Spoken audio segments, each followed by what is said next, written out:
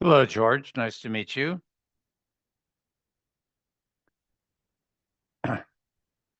I'm fine, thanks.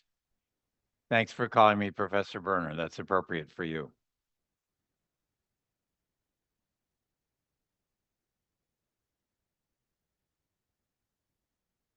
And yeah, I mean, not just for me, but quite frankly, you should do that for all your professors.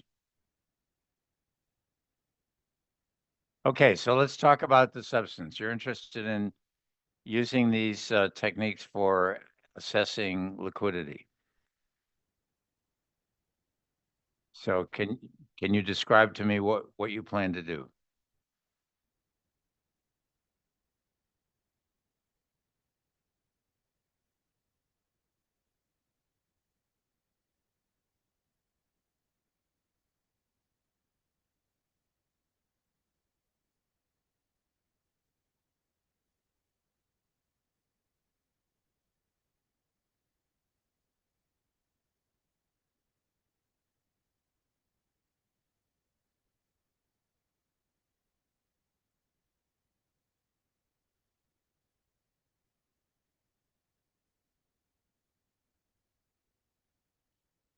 And what makes you think that that is the right hypothesis? Why do you think that derivatives show stress faster than cash markets?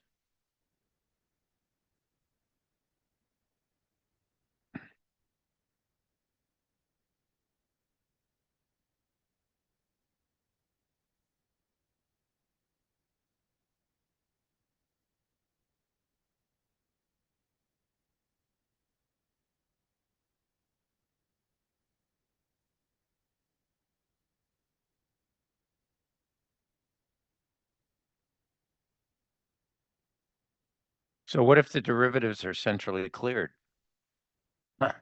which is a which is designed to mitigate counterparty risk?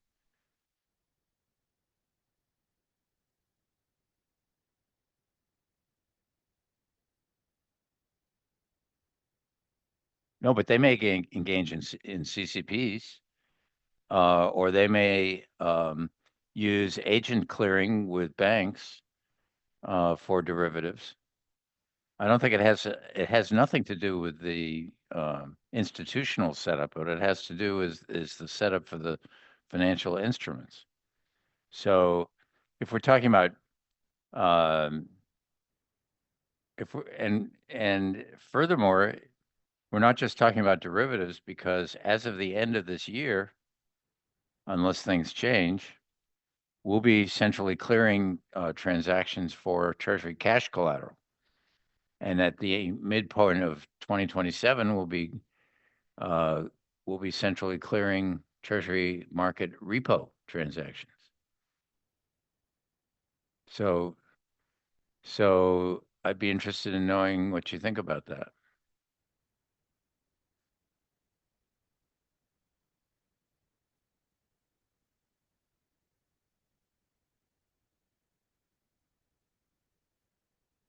And let's go back and ask, why does concern about counterparty risk, presumably counterparty credit risk, why does that get translated into market risk? And under what circumstances would that happen?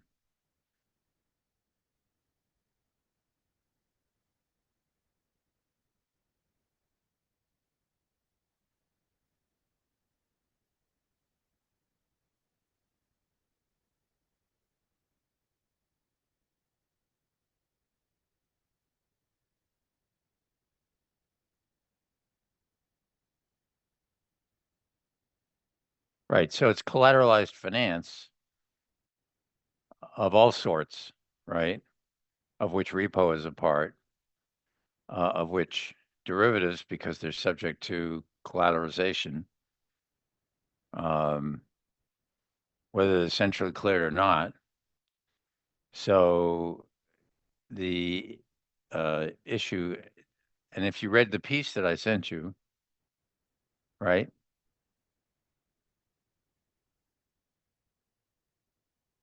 a key claim of mine is that it's collateralized finance that in part adds leverage and procyclicality to the financial system when stress occurs and volatility goes up and correlations rise and all the things that are associated with it. Uh, and right. Okay. So now, and let me ask George, who is Professor Christina?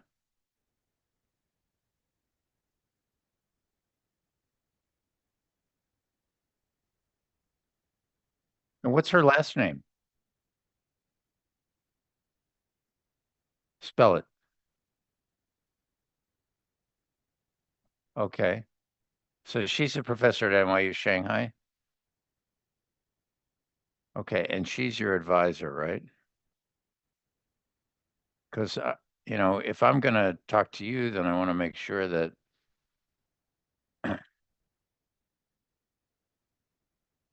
that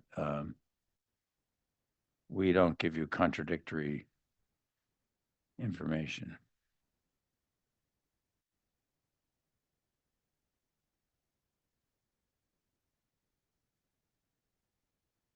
Okay. Christina Dan Wong, Assistant Professor of Finance. Okay.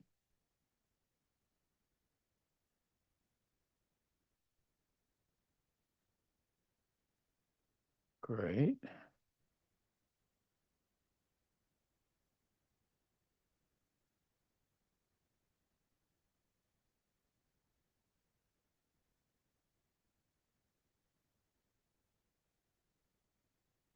Okay.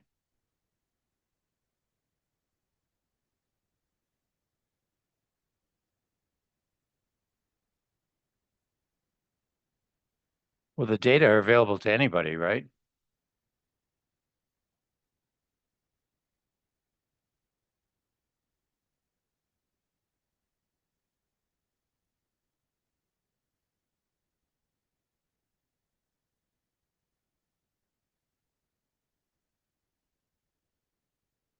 Right. Well, we've got a variety of data in our database, and certainly for research, if the data are available on the website and you can download them, that's one way. Or if they're not available, then we might be able, not necessarily, but we might be able to make the data available. We can't give you data that we have obtained from um, a data vendor who wants to make sure that we don't distribute them outside uh, our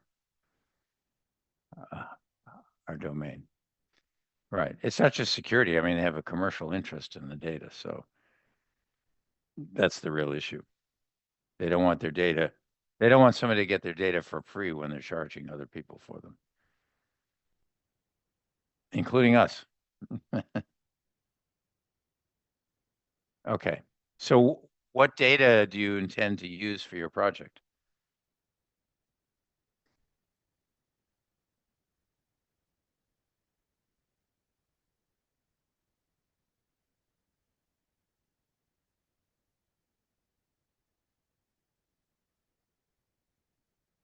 You have access to Bloomberg Terminal.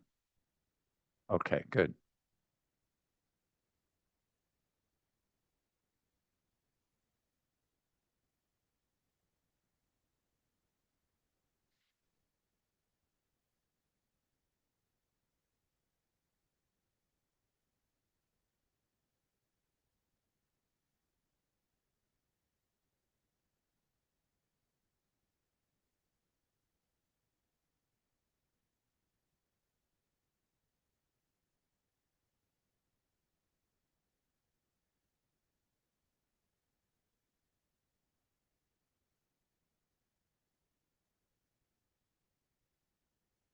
Oh, okay, so what I would say is that we do not have um, liquidity stress indices. We have something called ILIC, which is a simple measure, but it's only for equities. not for fixed income. And are you interested in all asset classes or fixed income in particular, or what?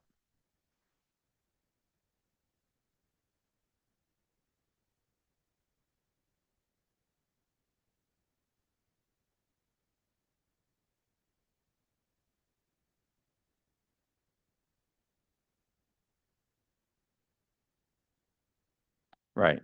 Well, in my view, equities are the most liquid, publicly traded asset class. Um, much, more liquid than most fixed income asset classes, even the treasuries. And yet they're obviously very different in many, many ways. And so you should decide whether or not you want to focus on both asset classes or just one or the other. You should think about that. Maybe you don't know the answer to that.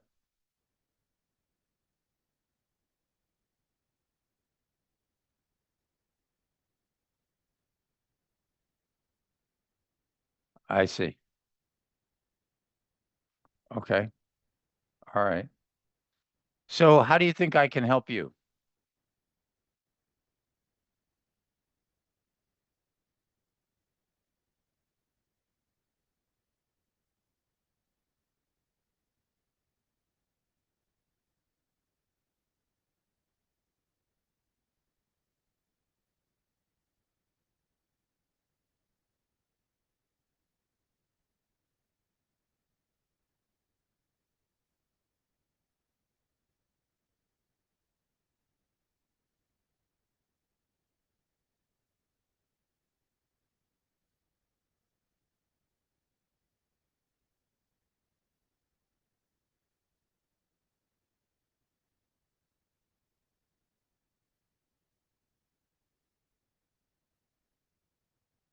Okay.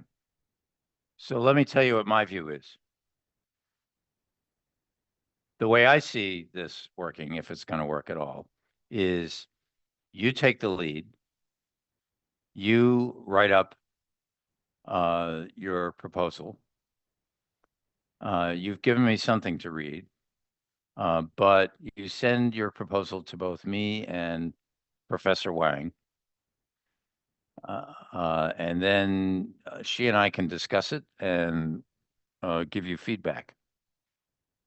Okay, so I'm going to reach out to her and suggest her. And we have, by the way, the Volatility and Risk Institute has a center at Shanghai, um, at NYU Shanghai, which, as you know, is one of three degree granting campuses in NYU. And that's why we started a center there. We also have one in Abu Dhabi. Uh, and so I will be going to Shanghai in December. And because we have a conference that happens at that time.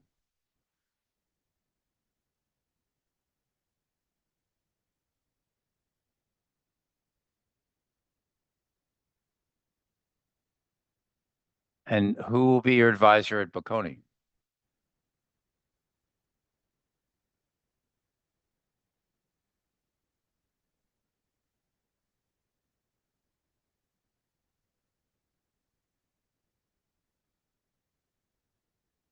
But where are you getting your degree?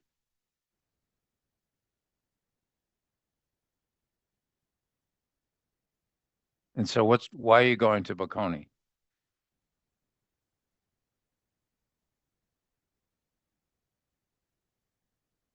in New York? Sure. No, I understand. What's your nationality? Okay. Yeah. And um, so I totally understand that. But why not go to NYU Abu Dhabi, for example?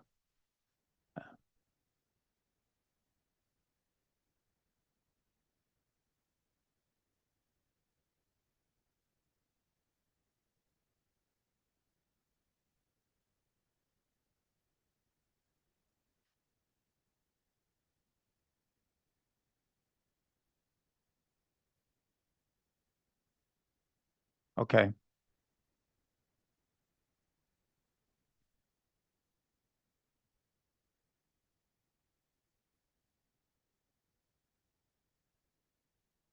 I see.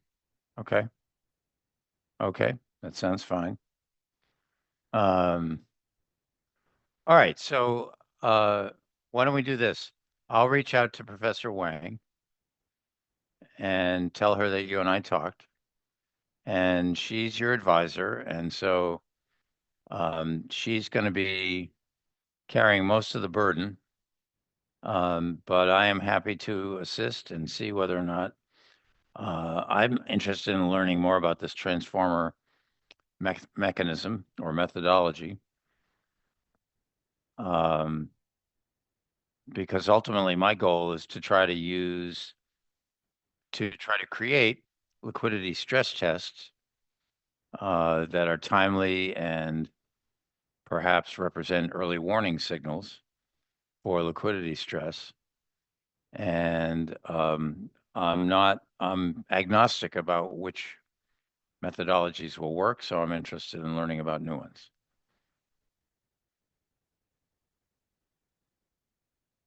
Okay, so that's what we'll do.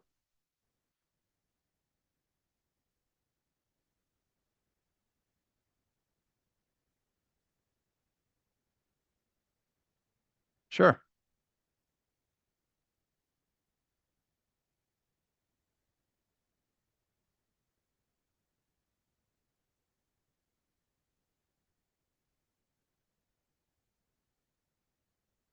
Okay. So I've asked you a bunch of questions, and sounds like you have to do a little more homework so you can answer them. But we'll take it from there. All right. Good. Okay. Feel free to reach out, and we'll be in touch. You're welcome. Bye bye.